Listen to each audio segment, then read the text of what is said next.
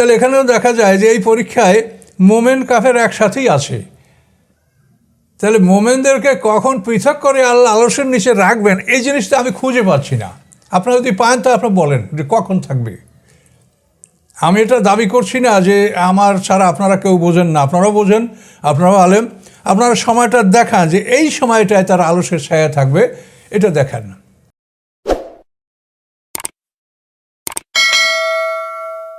আসসালামু আলাইকুম সম্মানিত সুধীমণ্ডলী, আজকে আমাদের আলোচ্য বিষয় আরশের ছায়া। আল্লাহর কোরআন কি বলছে এই ব্যাপারে।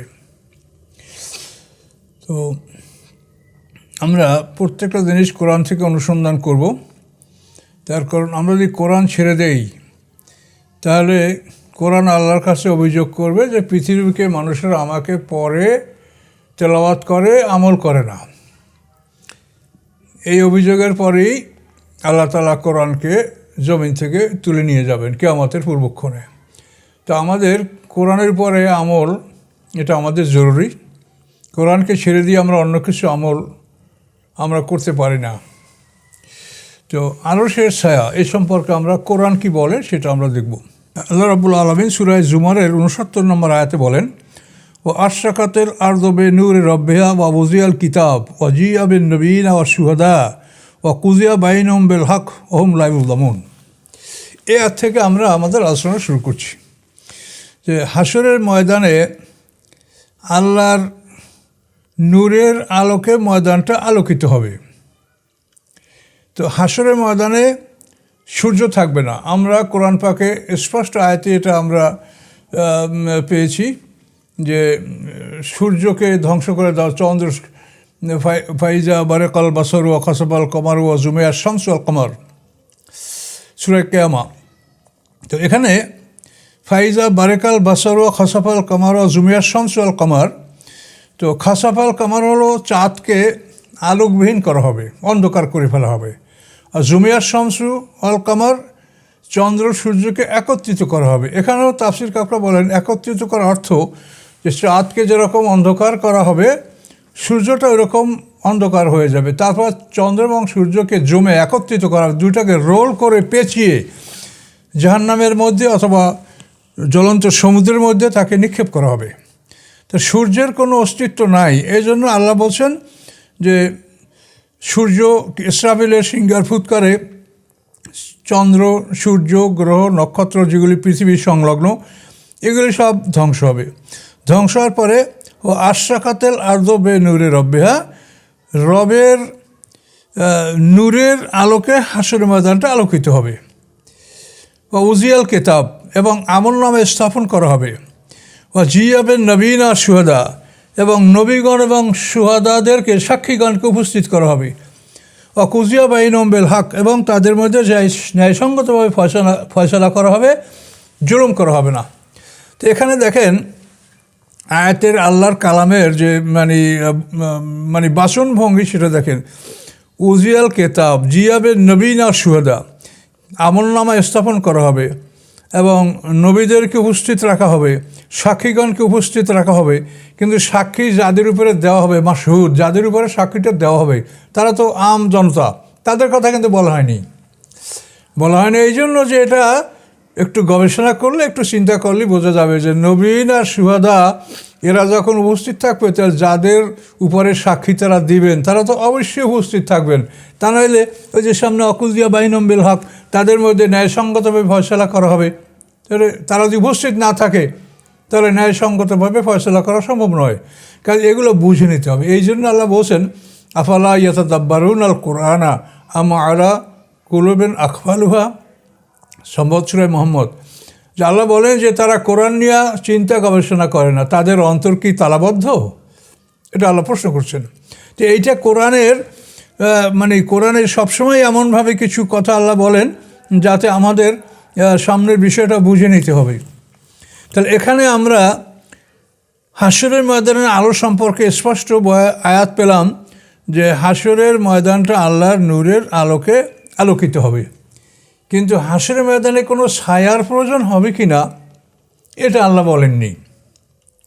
এ ব্যাপারে আল্লাহ কোরআনে কিছু বলেননি যে ছায়ার কি ব্যবস্থা করা হবে। এখন আমরা এটা অনুসন্ধান করে দেখব কোরআন থেকে যে তাহলে আল্লাহ বললেন না তো আসলে বিষয়টা কী। তো অনুসন্ধান করে আমরা দেখছি কোরআনে বলা আছে যে আল্লাহ রাব্বুল আলামিন বলেন যে ওহুয়াল্লাযী জাআলা শামসা দিয়াআন ওয়াল কামারা নূরা, এই আয়াতটা দেখেন, এটা সূরা ইউনূসের 5 নম্বর আয়াত। আল্লাহ বলেন ওহুয়াল্লাযী জাআলা শামসা দিয়া, তিনি সেই আল্লাহ যিনি সূর্যকে করেছেন উজ্জ্বল আলো, প্রদীপ, জ্বলন্ত প্রদীপ সূর্যকে, অল কামারা নূরা, এবং চাঁদকে করেছেন আলো, অকাদ্দার মানাজিল, এবং তার মঞ্জিলগুলি নির্ধারণ করেছেন, 14টা মঞ্জিল আছে চাঁদের। তো এখন সূর্যকে উজ্জ্বল আলো আর চাঁদকে বলেছেন নূর। তাহলে আমরা আল্লাহর নূর সম্পর্কে এতটুকু ধারণা করতে পারি যে চাঁদের নূর যেরকম ওই রকমই নূরের আলোকে আল্লাহ হাশরের ময়দানটা আলোকিত করবেন। তাহলে চাঁদের আলোতে কি কোনো ছায়ার প্রয়োজন হয়? অবশ্যই বলবেন যে না। তাহলে হাশরের ময়দান আল্লাহর নূরের আলোকে আলোকিত হবে, কোনো ছায়ার প্রয়োজন হবে না। এই জন্যই আল্লাহ তাআলা হাশরের ময়দানটা তার নূরের আলোকে আলোকিত হবে এই কথা বলেছেন, কিন্তু ছায়ার কথা বলেননি। এখানে ছায়ার প্রয়োজন হবে না, এটা আপনি গবেষণা করলেই বুঝতে পারছেন যে চাঁদের আলো নূর, ও জাআলাল কামারা নূরা, এই চাঁদের আলোতে যখন ছায়ার প্রয়োজন হয় না, তো আল্লাহ তাআলা নূরের আলোকে হাশরের ময়দান আলোকিত করবেন, সেখানেও ছায়ার প্রয়োজন হবে না। এখান থেকে আমরা বুঝতে পারছি যে এই জন্য আল্লাহ তাআলা ছায়ার কথাটা উল্লেখ করেননি। তো এখন অসংখ্য হাদিসে আছে যে আরশের ছায়ায় মুমিনের অবস্থান করবে, আরশের ছায়া ছাড়া অন্য কোনো ছায়া থাকবে না। এমনকি আমরাও আমাদের প্রথম জীবনে এই সমস্ত ওয়াজ আমরাও করেছি, তার কারণ এগুলি আমরা ছোটোবেলা থেকে শিখেছি, শিক্ষা প্রতিষ্ঠানে শিখেছি, এগুলি আমরা পড়েছি, অন্যান্য আলেমরা যেভাবে বলেন আমরাও সেভাবে বলেছি। কিন্তু কোরআন থেকে এটা গবেষণা করলে দেখা যায় যে এটা সম্পূর্ণ কোরআনের সাথে কোনোভাবে এটা মিলে না, এটা কোনোভাবে মিলছে না। আপনাদেরকে আরও আমি বিষয়টা পরিষ্কার করে বলার আমরা চেষ্টা করছি যে আরশের ছায়া। এখন দেখেন আল্লাহ রাব্বুল আলামিন আরশ, এটা তো সপ্ত আকাশ, সপ্ত জমিন ব্যাপী বিশাল আকাশ, যে সেই আরশকে 8 জন ফেরেশতা বহন করে নিয়ে আসবে, এটা কোরআনে বলা আছে ওয়া ইয়াহমিলু আরশা রাব্বিকা ফাওকাহুম ইয়াওমাইযিন সামানিয়া। এই বিশাল আরশ, এটা তো পৃথিবীতে স্থান লাভ করার জায়গা পৃথিবীতে নাই, কিন্তু আল্লাহ তাআলা যেহেতু বিচারের মাঠে আসবেন এবং আমরা যারা বান্দা আল্লাহর অভিযুক্ত আসামি, আমরা আল্লাহর সামনে সবাই হাজির হব এবং আল্লাহ আমাদের সামনাসামনি কথাবার্তা বলবেন। তো এখানে আল্লাহর আরশ এবং মানুষের অবস্থান, এই দুটার মধ্যে একটা লেভেল থাকবে। আল্লাহ বিভিন্নভাবে প্রশ্ন করবেন, কখনো মুখ খোলা রেখে প্রশ্ন করবেন, কখনো মুখ বন্ধ করে প্রশ্ন করবেন, বিভিন্নভাবে আল্লাহ তাআলা মানুষকে প্রশ্ন করবেন। এটা তো কোরআনে বলাই আছে। আল্লাহর সামনে মুখ বন্ধ করে দেওয়ার পরে আল্লাহ তার হাত পা চক্ষু দ্বারা সাক্ষী নেবেন। আবার অন্য হাতে আসে যে চামড়ার সাহায্যে আল্লাহ সাক্ষী গ্রহণ করবেন। তাহলে এখানে একজন বিচারক এবং আসামি। তো এখানে আমরা আল্লাহকে এমন অবস্থায় দেখতে পাবো যেটা একটা স্বাভাবিক লেভেলে, যে আমরা যেভাবে আসি আল্লাহ সেভাবে বরাবর আমাদের সামনে আসেন। তো এই অবস্থায় তো এই আরশের নিচে মানুষ থাকা বা আরশের ছায়ায় মানুষ থাকা, এটা তো একটা অসম্ভব ব্যাপার হয়ে পড়ে। এটা বোঝা যায় না। এহলে একটা সমস্যা যে আল্লাহ তাআলার বিষয়টা তো আমরা কোরআনে যা আসে এর ব্যাখ্যা আমরা করতে পারবো না। আল্লাহ তাআলা বলছেন ওহুয়া মাআকুম আইনামা কুনতুম, তিনি তোমাদের সাথে আসে তোমরা যেখানেই থাকো না কেন। মা ইয়াকুনু মিন নাজওয়া সালাসাতিন ইল্লা রাবিহুম, হয় না তোমাদের 3 জনের পরামর্শ, বরং সেখানে থাকেন আল্লাহ চতুর্থ। এভাবে আল্লাহ তাআলা যে কথাগুলো বলেছেন এগুলোর কোনো ব্যাখ্যা আমাদের কাছে নাই। পৃথিবীর 800 কোটি মানুষ, এখন সেই 800 কোটি মানুষের প্রত্যেকের কাছেই আল্লাহ আছেন। আবার হাশরের ময়দানে যখন আমরা উঠব, প্রত্যেকেই আল্লাহর সামনে দাঁড়াবে এবং একসঙ্গে সবাই আল্লাহর সামনেই কথা বলবে, আল্লাহর কথার জবাব দিতে তারা বাধ্য থাকবে। তো এখানে আরশকে আল্লাহ তাআলা এমনভাবে স্থাপন করবেন যাতে বান্দার মুখোমুখি তিনি কথা বলতে পারেন, বান্দা আল্লাহর কথা শুনতে পারে, বুঝতে পারে। এভাবেই একটা অবস্থান আল্লাহ নেবেন। কাজে এই অবস্থায় আল্লাহর আরশের ছায়া হওয়ার তো সম্ভাবনা নাই। তার কারণ এখন আপনি বুঝতেই পারছেন যে সিংহাসনটা কীভাবে স্থাপন করা থাকলে আমরা মানুষ আমাদের সামনে আল্লাহ কথা বলবেন। তো সেখানে আরশের ছায়া কীভাবে হতে পারে? যদি আরশ অনেক ঊর্ধ্বে থাকে তাহলে সেটার ছায়ার কথা কল্পনা করা যায় বা অনুমান করা যায়, কিন্তু এখানে তো সেভাবে না। আল্লাহ তাআলা মানুষের মুখামুখি সামনাসামনি কথাবার্তা বলবেন, লেনদেন হবে, বিচার হবে, হিসাব হবে, নিকাশ হবে ইত্যাদি। তাহলে এখান থেকে আমরা বুঝতে পারছি যে আরশের ছায়ার অস্তিত্ব এটা তো আমরা প্রমাণ করতে পারছি না। আচ্ছা, এরপরে 3 নম্বর কথা হলো যে হাশরের ময়দানে কখন মানুষ মোমেনরা আরশের ছায়ার নিচে থাকবে, সেই সময়টা কখন, এটা আমরা খুঁজে পাই না। তার কারণ হাশরের ময়দানে যখন আমরা উঠব, ইসরাফিল আসবে সিঙ্গার ফুৎ করে সবাই আমরা আমাদের নফস এবং রুহু মানে আধ্যাত্মিক দেহ এবং শারীরিক দেহ একত্রিত হবে, এক পশলা বৃষ্টি আল্লাহ বর্ষাবেন, আমরা সবাই হাশরের ময়দানে একসঙ্গে উঠব। একসঙ্গে ওঠার পরে মোমেন কাফের সমস্ত মানুষ ফালাব নুগাদের মেনু মাহাদা, আল্লাহ বলেন আমি কাউকে বাদ দিব না, সবাই আমরা উঠব। ওঠার পরে আমরা তো একসাথেই থাকবো, আমরা মোমেন কাফের সব একসাথে। ইতিমধ্যেই আমাদের হাউজে কাউসারের পানি পান করার ব্যবস্থা, ইতিমধ্যে আমাদের পোশাক দেওয়ার ব্যবস্থা, ওয়াইজা নুফুস জবভেজাত, একই ধরনের পোশাক কারা পাবে তাকে একই জায়গায় একত্রিত করে দেওয়া হবে, তাতে মোমেনরা মোমেনদের সাথে একত্রিত হবে, কাফেররা কাফেরদের সাথে একত্রিত হবে, চোর চোরের সাথে একত্রিত হবে। এগুলি তো সব একই সঙ্গে আমরা থাকবো, মোমেন কাফের একই সঙ্গে। তাহলে আপনি খুঁজে দেখেন যে মোমেন কখন আরশের ছায়ায় থাকবে, এই সময়টা আপনি খুঁজে বের করতে পারবেন না। দেখেন আপনি কোরআনের ধারাবাহিক আলোচনা। তো এখন হাশের ময়দানে আমরা উঠলাম, হাউজে কাউসারে পানি পান করা হলো, সেখানে আমরা মোমেনরা পার করতে পারবো, ওরা পারবে না। এগুলোই তো পরীক্ষা, এই যে 50টা পরীক্ষা, এগুলি যে মোমেন কাফের সবাই উপস্থিত থাকবে, এই পরীক্ষাগুলিতে মোমেনরা পাশ করবে, ওরা ফেল করবে। মোমেনদের ক্লান্তি থাকবে না। ওহম মেম ফাজি ইয়মাইজেন আমিনুন, আল্লাহ ঘোষণা করছেন যে হাশেরের ময়দানে যে ঘাবড়াহাট, যে তাদের যে একটা মানে ঘাবড়িয়ে যাওয়া, এটা কিন্তু মোমেনদের হবে না, এটা আল্লাহ বলেছেন।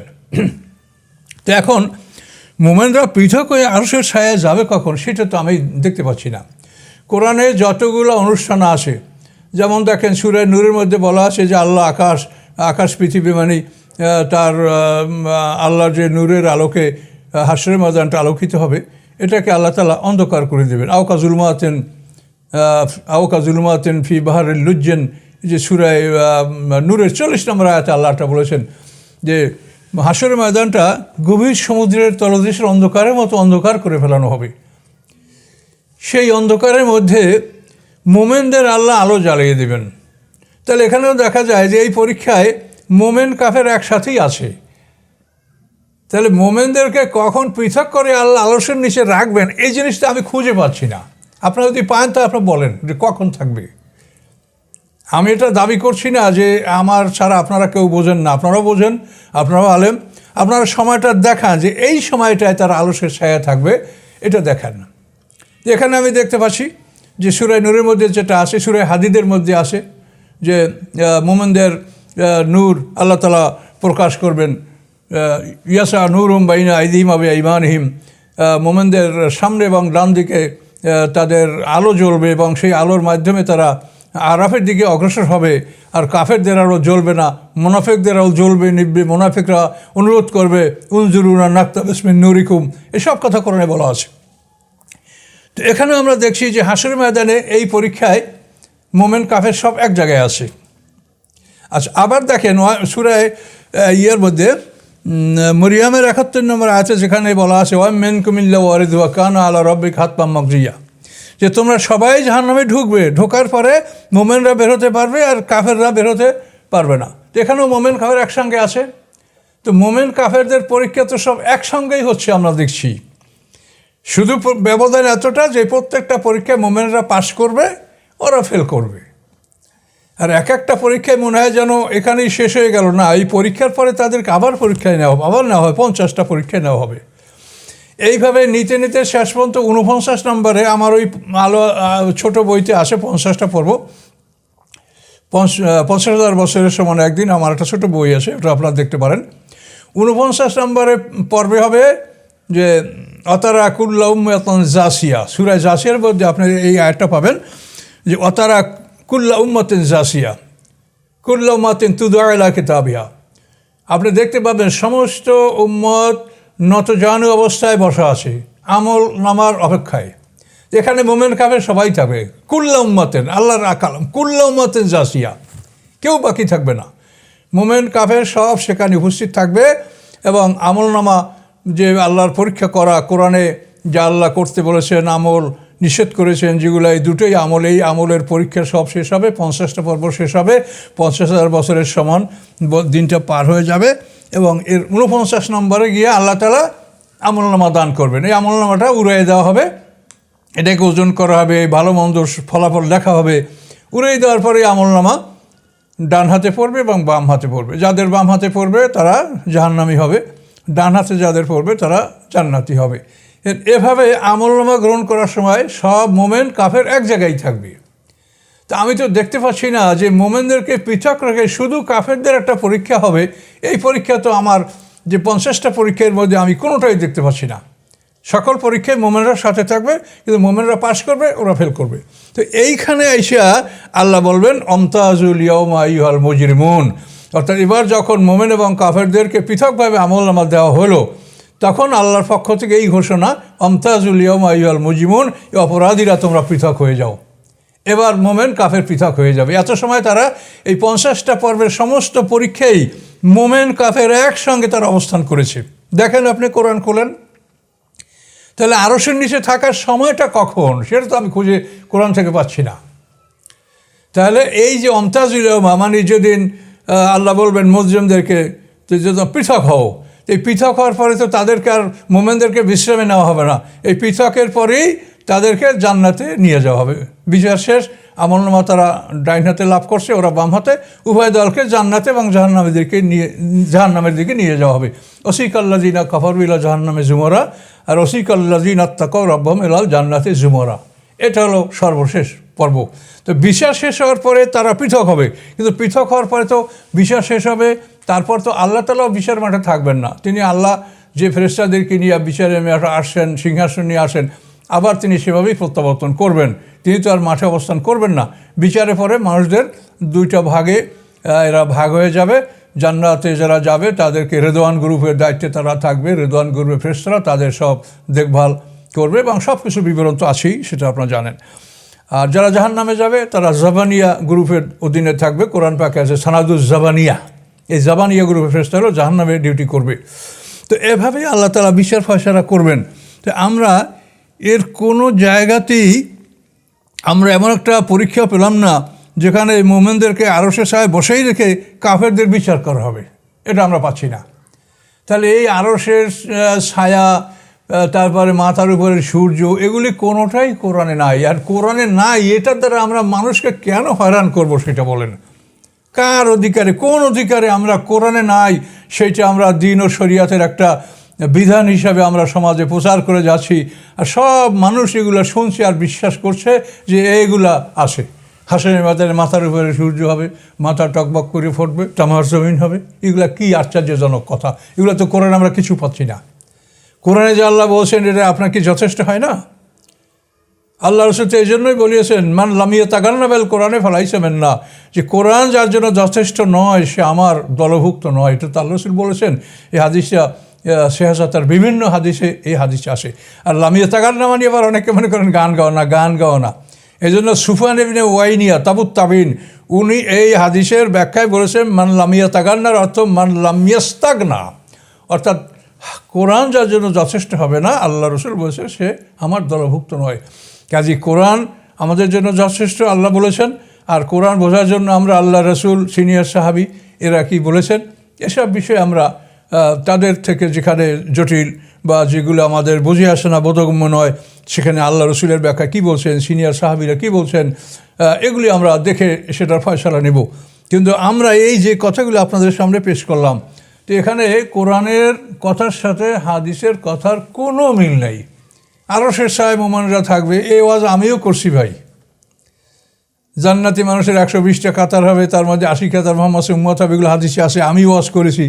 এখন আমি দেখি যে এই 120 কাতার মোমেন জান্নাতের এটা হতেই পারে, কিন্তু এইটার যখন ফয়সালা হয়ে যাবে তারপর তো তাদেরকে আর মাঠে রাখা হবে না, এটা মানে আমলনামা পাওয়ার পরে এটা বোঝা যাবে যে কারা কারা পাশ করলো।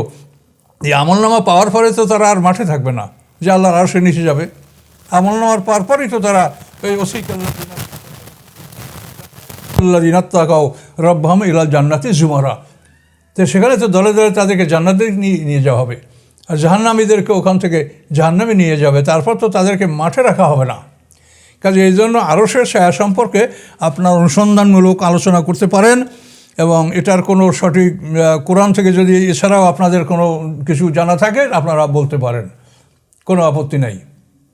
তো এই বলেই আমি আমার এই বক্তব্যটা এখানেই সমাপ্ত করছি। আরশের ছায়া, আমিন।